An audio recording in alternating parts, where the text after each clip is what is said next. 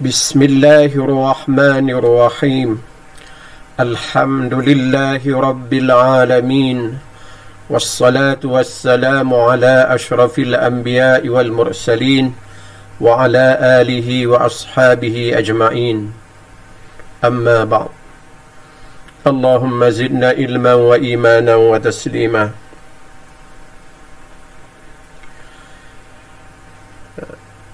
Pertemuan kita pada kali ini, insya-Allah Ustaz akan bincang mengenai tajuk itnab.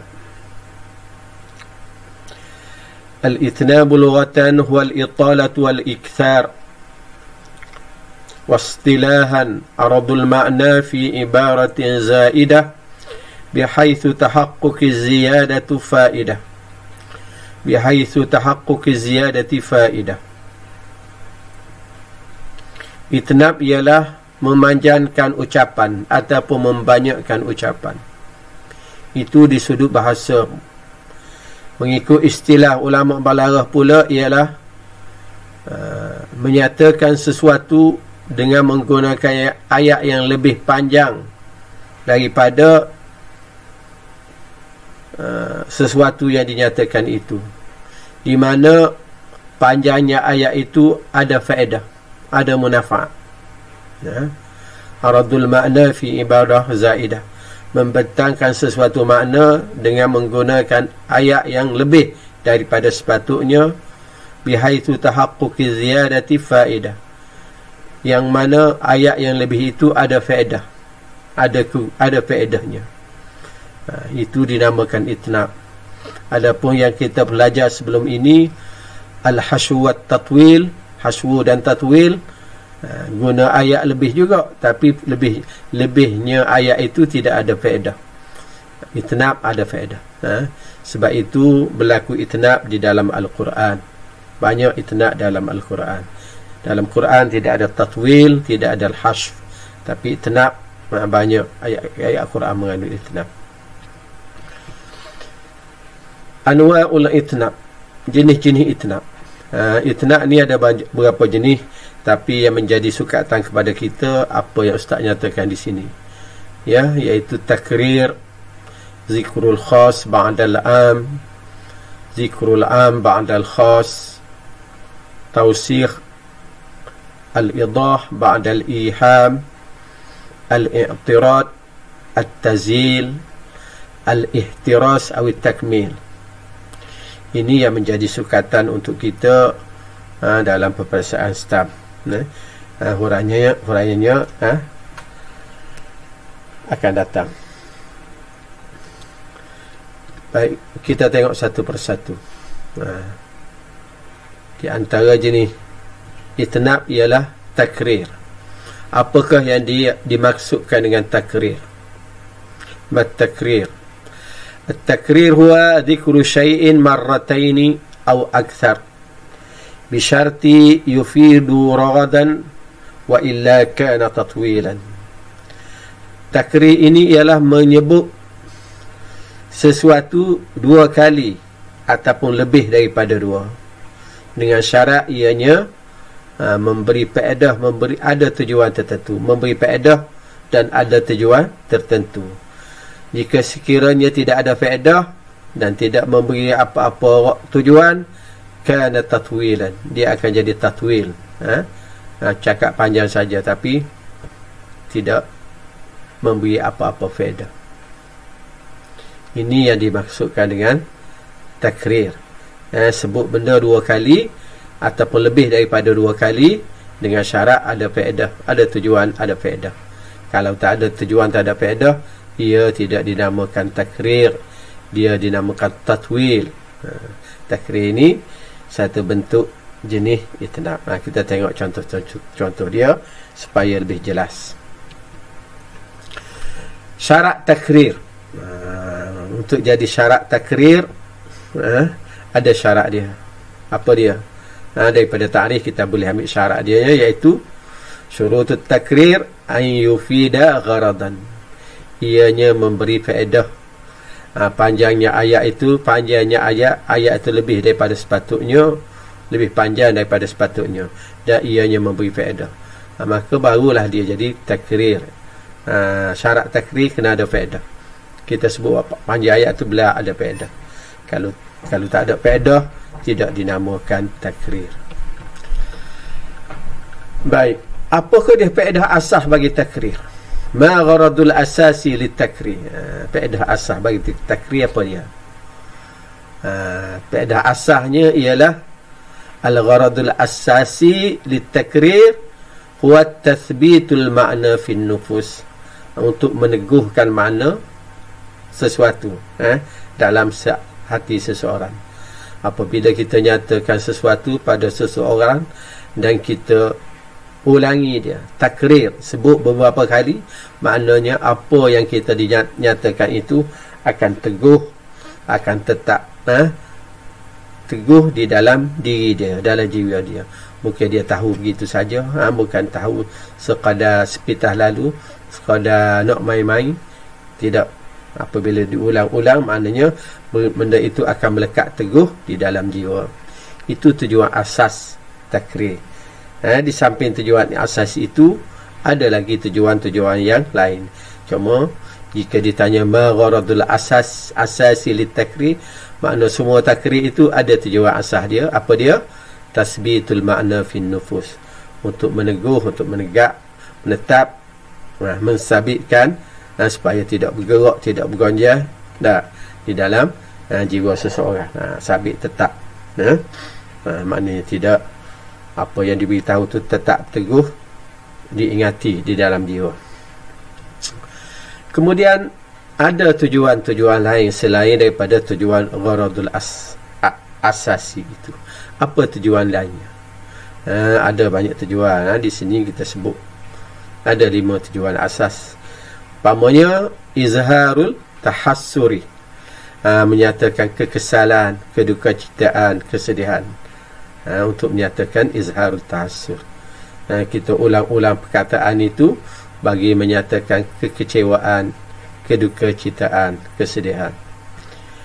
Yang keduanya qasdul isti'ab, dengan niat, dengan tujuan benda yang dinyatakan itu merakumi keseluruhannya tanpa ada pengecualian. Qasdul isti'ab dengan tujuan mensemuakan perkara ataupun perkara yang disebut, merakumi semua benda, tidak ada pengecualian walaupun sedikit. Yang ketiga ta'kidur rad'i wal inzar, untuk menguat, untuk menguat rad'i. Rad'i ini untuk menguat tegahan dan amaran, ancaman amaran. Sebut 2 kali 3 kali itu untuk menguatkan tegahan supaya jangan lakukan ataupun memberi terhadap apa yang dilarang itu. Kemudian yang keempatnya tanwih wa ta'zim bi sya'ni mukarrar. Tanwih ni maknanya mengangkat dan membesarkan benda yang diulang-ulang itu. Kita nak ta'zim dia, untuk mengangkat dia, mengangkat kedudukan dia, membesarkan dia. Jadi diulang-ulang perkara itu berkali-kali. Yang kelima istimalatul mukhatab, istimalatul mukhatabi ila talaqqil kalam bil qabul wa tikrar ma yanfi tuhmah anin nush.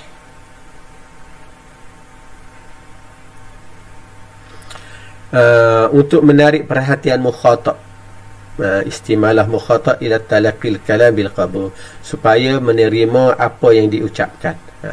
Kita tuju cakap kepada dia, kita ulang kali-kali supaya dia boleh terima. Dan ulang-ulang itu dapat menafikan tuhmahan orang terhadap yang mengulang perkataan itu, bahawasanya apa yang diulang itu bukan dengan tujuan menasihat.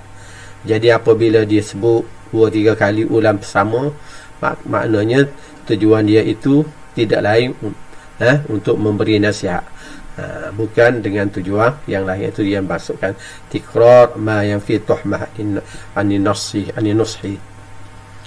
Jadi agra ini kita akan tengok contoh-contoh dia supaya lebih kita memahami lagi. Okey. Baik, contoh ta'kidur rad'i wal inzar. Contoh dia seperti firman Allah Subhanahu wa taala alhaakumut takathur hatta zurtumul maqabir kalla sawfa ta'lamun thumma kalla sawfa ta'lamun. Belalaikan akan kamu oleh memperbanyakkan harta dunia sehinggalah kamu ziarah kubur. Jangan sekali-kali buat begitu, kamu akan mengetahui malapetaka bahayanya. Jangan sekali-kali buat begitu, kemudian jangan sekali-kali melakukan demikian, yakni mementingkan mencari harta tanpa menghiraukan akhirat. Kalla sawfa ta'lamun, kerana kamu kelak akan mengetahui bahaya malapetaka yang akan menimpa kamu akibat perbuatan tersebut. Di sini kita tengok itna, mana perkataan itna, perkataan yang berulang-ulang di sini. Perkataan yang berulang ialah kalla sawfa ta'lamun. Yang kedua itu mula-mula disebut kalla sawfa ta'lamun, pertama tak ada itna lagi, kemudian dia mengawi kataan thumma kalla sawfa ta'lamun. Kalla sawfa ta'lamun yang kedua itu adalah itna. Kenapa diulang-ulang ini? Tujuannya apa?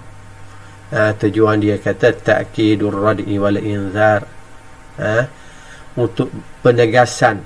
Ta'kid mana menguat ataupun menegah tentang ancaman bahaya perkara tersebut. Jangan buat ta'kidur rad'i, menghalang, menegaskan untuk menghalang supaya tidak dilakukan kedemikian. Wal inzar beri tegahan, inzar beri amaran supaya jangan buat. Jangan buat apa? Jangan buat mengutamakan cari kehidupan dunia, mengutamakan mencari harta benda yang banyak, dan melupakan akhirat sehingga mati hatta zurtumul maqabir. Lupa akhirat, ini tidak boleh. Kerana kehidupan kita ialah di akhirat, bukan untuk di dunia. Dunia kita boleh cari harta, cari banyak pun tidak mengapa, tetapi belalah untuk kegunaan akhirat, dibelanja pada jalan Allah untuk kegunaan akhirat. Ini contoh misal ta'kidur rad'i. Jika dia minta contoh ta'kidur rad'i wal inzar, boleh bawa ayat ni. Ambil kalla sawfa ta'lamun thumma kalla sawfa ta'lamun. Kemudian yang kedua contoh istimalatul mukhatab ila talaqqil kalam bil qabur. Kita nak menarik perhatian mukhatab, mencenderungkan orang yang dituju cakap itu kepada menerima apa yang diberi tahu.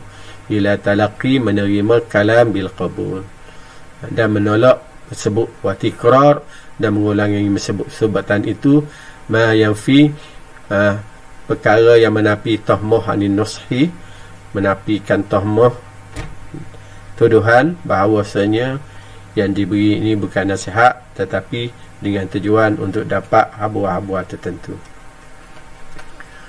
Baik, contoh dia, waqala alladhi amana ya qaumi ittabi'un ya qaumi ittabi'uni ahdikum sabilar rasyad ya qaumi innama hadhihi alhayatud dunya mata'un wa innal akhirata hiya darul qarar. Berkatalah, ya, dan berkatalah orang yang beriman dari kaum Fir'aun itu, wahai kaumku, ikutlah aku, aku tunjukkan kepada kamu, ikutlah aku, dan aku tunjukkan kepada kamu jalan yang benar. Ikut nasihat aku tunjuk kepada kamu jalan yang benar. Wahai kaumku, sesungguhnya kehidupan dunia ini mata, kehidupan yang sebentar, mata, tempat sendagura, tempat main. Wa innal akhirah, sesungguhnya akhirat itulah tempat yang kekal. Mata ni benda sebentar, benda kita nikmati sebentar. Jadi ayat ini dia berlaku di mana Fir'aun, Fir'aun kata, ayat sebelum dia Fir'aun kata kepada Haman, hayya Haman wa qala Fir'aun ya Haman ibna li sarhan la'alli ablugha al-asbab as-samawati fa'attani'u ila ilahi Musa wa inni la'azunnuhu kaziba wa kazalika zuyyina li Fir'aun su'u amalihi wasudda anis sabil wa ma kaidu Fir'aun illa fi tabab wa qala alladhi amana ya qaumi ittabi'uni ahdikum sabila rasyad. Jadi Fir'aun dia minta kepada Haman, menteri dia Haman, supaya bina bangunan yang tinggi di mana dia akan naik bangunan tersebut untuk ke langit. Dia boleh pergi dengan bangunan yang tinggi itu sampai ke pintu langit dan dia nak cari dia tak di langit tu Tuhan Nabi Musa alaihissalam, nak cari Allah di langit. Dan dia mengatakan, aku sangka Nabi Musa adalah pembohong, kata dia. Dia nak pergi carilah, moga dia mengaku dialah Tuhannya, satu-satunya Tuhan di atas bumi ni, tak jumpa dah. Jadi dia nak tipu kaum dia, buat lolok, nak pergi cari Tuhan di langit, minta Haman buat bangunan yang besar. Firaun tahu dah dia bukan Tuhan, tak ada seorang pun. Walaupun dia mengaku Tuhan dia yakin dalam hati dia bukan Tuhan, tapi dia nak tipu pengikut dia ni. Firaun nak tipu, buat lolok, nak pergi cari Tuhan di langit. Pandai tipu daya Firaun ni. Moga atas bumi ni tak jumpa cari dah. Demikianlah dah. Dia kata Nabi Musa tu pun bohong. Dia apabila dia pergi cari kat, tak ada jumpa kat, bohong lah, nak tuduh kepada Nabi Musa. Demikianlah Allah Subhanahu wa taala hiasi Firaun dengan amalan jahat dia. Dia buat jahat tapi dia nampak baik. Ini kita kena berlindung daripada dengan Allah Subhanahu wa taala. Kita dah buat jahat tapi kita berasa baik. Ini satu perkara yang bahaya. Kita tak tahu kita ni buat jahat, dia berasa baik semua, sedangkan apa yang kita buat itu bertentangan dengan perintah Allah, bertentangan dengan Islam. Jadi orang yang buat jahat dia nampak baik itu susah. Dia jadi begitu. Kita tengok orang yang tak pakai, tidak menutup aurat, pakai pakaian dalam saja, berjalan pergi mari depan orang. Kenapa dia buat demikian? Kerana dia nampak baik, dia berasa baik. Apabila saya benda wuduh dia nampak baik, teruk keadaan jadi. Jadi Fir'aun ni dia tegah daripada jalan kebaikan. Tidaklah tipu daya Fir'aun itu melainkan illa fi tabab, dalam kerosakan, dalam kehancuran, dalam kemusnahan. Jadi apabila dia kata begitu, dia kata minta Haman supaya buat bangunan tinggi, dia nak naik ke langit. Ada lelaki yang beriman daripada kaumnya kata, wa qala allazi amana, berkatalah orang yang beriman daripada kaumnya, ya qaumi, wahai kaumku, ittabi'uni, turutlah nasihat aku, jangan turut Firaun. Ahdikum sabilar rasyad, aku akan tunjuk kepada kamu jalan kebenaran. Wahai kaumku, sesungguhnya kehidupan, ya qaumi, sesungguhnya kehidupan dunia ini mata, kenikmatan yang sementara, mata kesukaan yang sementara. Sesungguhnya akhirat ialah tempat yang kekal selamanya. Jadi nak nyatakan di sini disebut ya qaumi, ya qaumi. Kenapa disebut wahai kaumku? Apa tujuan dia? Ya qaumi. Tujuan dia sebut dengan ya qaumi dengan perkataan yang sangat lembut. Sangat lembut, sangat beralus. Wahai kaumku, wahai kaumku. Tujuan dia apa? Untuk supaya orang yang dituju cakap, orang yang mendengar ucapan dia tu boleh menerima apa yang dia ucap. Talaqil kalam bil qabul. Dan apa yang ia ucap ini adalah nasihat. Bukan ada apa-apa tujuan lain. Bukan ada apa-apa tujuan lain. Dia tidak sebut dengan keadaan kasar, sebut dengan keadaan lembut, ya qaumi, ya qaumi. Ini di antara tujuan ulang perkataan yang sama untuk menarik perhatian supaya menerima apa yang diucap. Contoh yang kedua,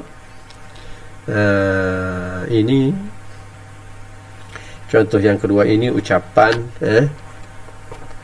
Nabi Hud alaihissalam kepada kaum dia. Dia ajak kaum dia yang sembah berhala supaya menyembah Allah Subhanahu wa ta'ala.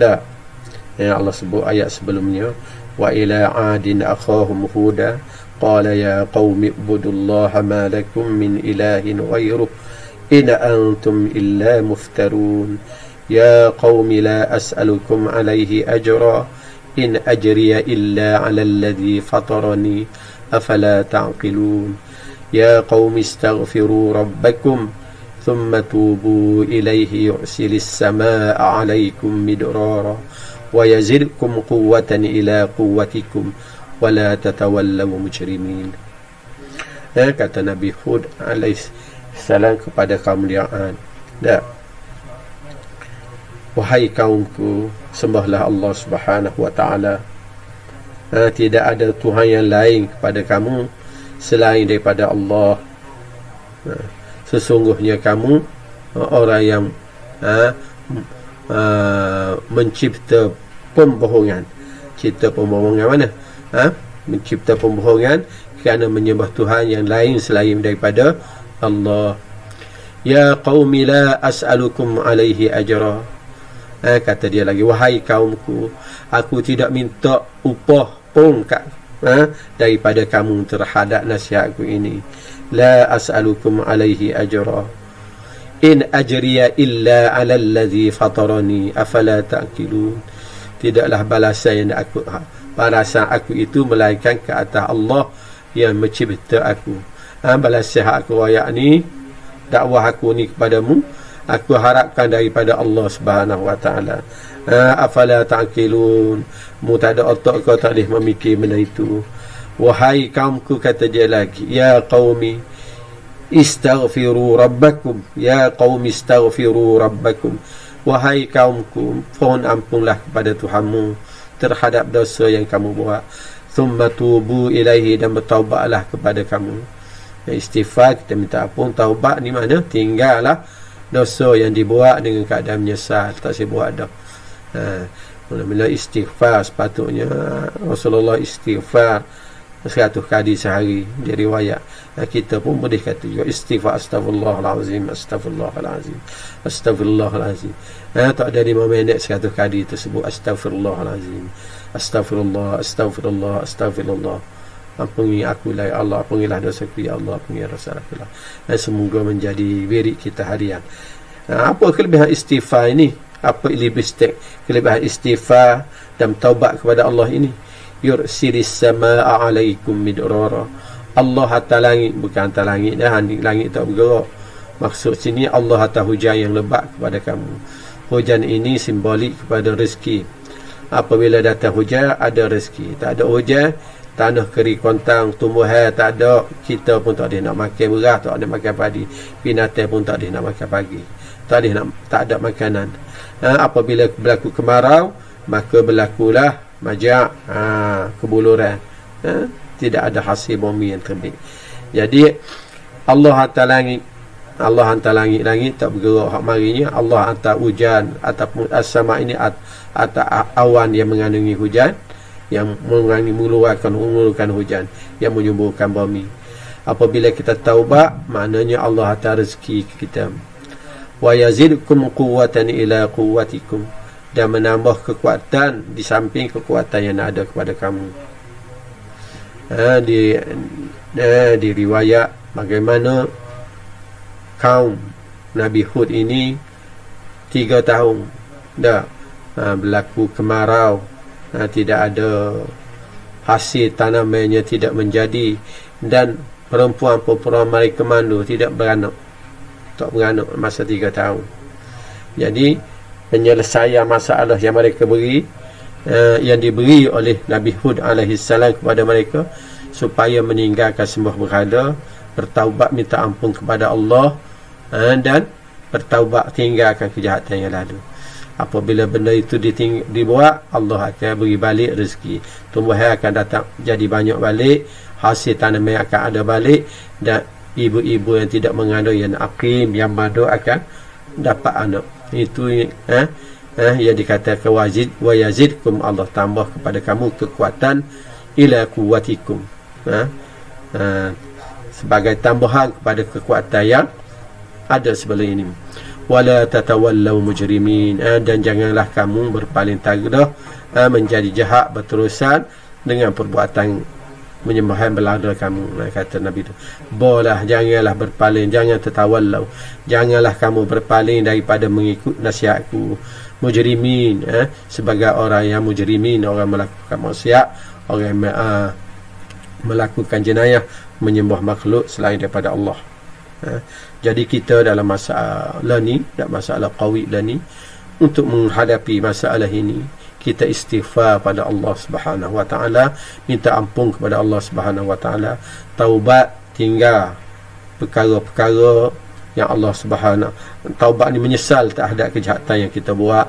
InsyaAllah Allah akan beri kembali keadaan, pulih kembali keadaan ekonomi kita, dan memberi kekuatan kembali kepada kita semua.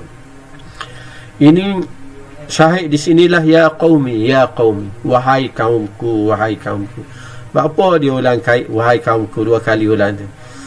Untuk menarik perhatian kaum dia lah, supaya mendengar apa yang dia ucap ini, supaya menerima apa yang dia ucap. Kemudian tujuan yang kedua pula, tanwih wa ta'zim, mengangkat dan membesarkan tentang apa yang diulang-ulangkan itu. Contohnya seperti sabda Rasulullah sallallahu alaihi wasallam, Al-Karim ibn Karim Yusuf bin Yaqub bin Ishaq bin Ibrahim. Orang yang mulia, anak kepada orang yang mulia, anak kepada orang yang mulia, anak kepada orang yang mulia, iaitu Yusuf bin Yaqub bin Ishaq bin Ibrahim. Nabi Yusuf, ayah dia pun Nabi Yaqub, ayah kepada Nabi Yaqub. Nabi Ishaq, ayah kepada Nabi Ishaq, Nabi Ibrahim. Mereka semua ni orang mulia, orang mulia. Bapa disebut, diulang kata Ibnu Karim, Ibnu Karim, Ibnu Karim. Tanwih wa ta'zim, untuk mengangkat darjat kedudukan Nabi Yusuf alaihissalam, wa ta'zim, membesarkan dia, untuk membesarkan keadaan dia, mengagungkan dia. Wa ta'zim bisya'ni mukarrar. Ini misal tanwih wa ta'zim bisya'ni mukarrar.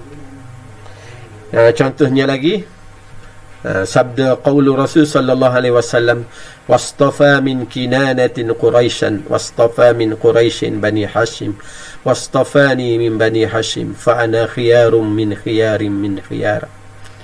Dan Allah pilih daripada Kinanah, daripada kaum Kinanah, puak Quraisy. Quraisy ni daripada keturunan Kinanah, bangsa Quraisy. Allah pilih bangsa Quraisy ini daripada Kinanah. Kinanah ni pun terpilih dah, golongan manusia yang terpilih dah. Wastafa min Quraisy, dan pilih pula daripada kabilah Quraisy itu Bani Hashim. Daripada pok Quraisy ni ada pok Bani tu, anak-beranak orang ni, beranak orang ni, anak-beranak orang ni pula. Jadi dia pilih daripada orang Quraisy Bani Hashim. Bani Hashim ni orang paling mulia di kalangan orang Quraisy. Kabilah bangsawan daripada orang Quraisy. Wastafani, dan aku dipilih daripada Bani Hashim. Aku pula hak terpilih daripada kalangan Bani Hashim. Maka aku orang terpilih dari kalangan orang terpilih, dari kalangan orang terpilih. Dah, kita ni daripada anak Adam. Dah, daripada anak Adam alaihissalam, tubik. Kemudian mari Kinanah. Selain daripada Kinanah, ada bangsa orang lain lagi, keturunan lain lagi daripada pasal daripada Kinanah tubik pula Quraisy, daripada Quraisy tubik Bani Hashim, daripada Bani Hashim lahirlah Rasulullah. Jadi Kinanah, Quraisy, Bani Hashim ini adalah orang yang terbaik di kalangan orang Arab. Bangsa Arab selain daripada Kinanah ada lagi bangsa lain, puak kabilah selain daripada Kinanah. Tapi hak Kinanah terbaik di antara hak-hak lain. Daripada hak terbaik Kinanah, Quraisy pula terbaik. Quraisy daripada Kinanah ada hak bukan Quraisy, ada. Tapi Quraisy dan Quraisy pula hak terbaik Quraisy Bani Hashim, dan aku daripada Bani Hashim. Dan ayatnya keturunan Rasulullah sallallahu alaihi wasallam, Rasulullah ini daripada keturunan yang baik-baik, yang terpilih daripada keturunan Nabi Adam alaihissalam. Sebab itulah Rasulullah kata fa ana khiyarum min khiyarin, aku orang yang terpilih daripada yang terpilih. Kenapa diulang khiyarun min khiyarin? Untuk tanwih, mengangkat kedudukannya, wa ta'zim, membesarkan, bisya'ni mukarrar. Kemudian qasdul isti'ab, dengan niat merangkumi kesemuanya, mensemuakan perkara yang ada kaitan dengannya. Contoh dia, fahimtul kalimatan, aku faham apa yang kamu cakap, setiap perkataan, satu perkataan, mana faham berlaku, tak ada usah perkataan pun tak faham. Itu makna qasdu isti'ab, dengan tujuan menyeluruhkan ataupun mensemuakan ataupun merangkumkan kesemua perkara tanpa ada pengecualian. Raja'tul kitaba safhatan, saya rajuk kitab sehela demi sehela, maknanya tak ada benda yang terkecuali, balik sela-sela, balik setiap halaman. Itu makna qasdul isti'ab. Lagi contoh yang agra izharut tahassur, menyatakan penyesalan, kekecewaan, kesedihan, menyatakan kekesalan, kekecewaan, kesedihan. Ini di antara tujuan apa? Aghrad takrir. Qaulul Hasan bin Matir yarsa ma'ni bin Zaidah. Kata Hasan bin Matir ini, yarsa dia peratapi kematian ataupun ketiadaan Ma'ni bin Zaidah. Dia pergi ke kubur Ma'ni, dia kata apa? Ya qabra Ma'nin, anta awwalu hufrah minal ardi khuttat lis-samahati mawdi'an. Ya qabra Ma'nin, kaifa waraita jawdahu wa qad kana minhu al-barru wal bahru mutra'ah. Wahai kubur Ma'ni, kata dia, wahai kubur Ma'ni, kamu adalah awal lubang daripada buka bumi ini yang digali untuk orang yang pemurah dan baik budi pekertinya, untuk diletak orang yang pemurah dan baik budi pekertinya. Wahai kubur Ma'ni, bagaimana kamu sembunyikan kemurahan Ma'ni bin Zaidah ini? Kenapa, bagaimana kamu boleh sembunyikan kemurahan Ma'ni bin Zaidah, sedangkan kanal barru wal bahru minhu mutra'an, sedangkan bumi dan laut melimpah dengan kebaikannya, melimpah dengan kurniaannya. Ma'ni ni seorang yang pemurah, seorang yang baik. Kata penyair ni, Hasan bin Matir ni, bagaimana hai kubur, bagaimana kamu boleh sembunyikan kebaikan, kemurahan Ma'ni ni dalam perutmu, sedangkan bumi dan laut melimpah dengan kebaikan dia. Ni dia nak nyata izhad tahassur. Mana, kalau ditanya mana perkataan yang berulang-ulang di sini. Itnab boleh. Ya qabr. Ya qabr. Deh. 2 kali ya qabr. Apa tujuan sebut ulang-ulang ya qabr tu di sini? Bukan nak apa? Tujuan dia untuk menyatakan tahassur, kesedihan, kekesalan, kedukacita dengan ketiadaan makni, ketiadaan makni tu, dengan kematian makni. Dah. Itu tujuan izhalut tahassur. Untuk menyatakan, menzahirkan tahassuri. Itu di antara agradul balaghah. Ada 5 agrad balaghah di sini yang menjadi sukatan ya kepada tajuk itnab. Jadi Ustaz harap saja dapat menguasai, dapat apa dan faham contoh-contoh tersebut. Jadi setakat itu untuk pertemuan kita pada kali ini. InsyaAllah di pertemuan lain kita akan sambung lagi jenis-jenis agrad itnab yang lain pula. Wallahu a'lam. Wa sallallahu ala sayyidina Muhammadin nabiyil ummi wa ala alihi wa sahbihi wasallam.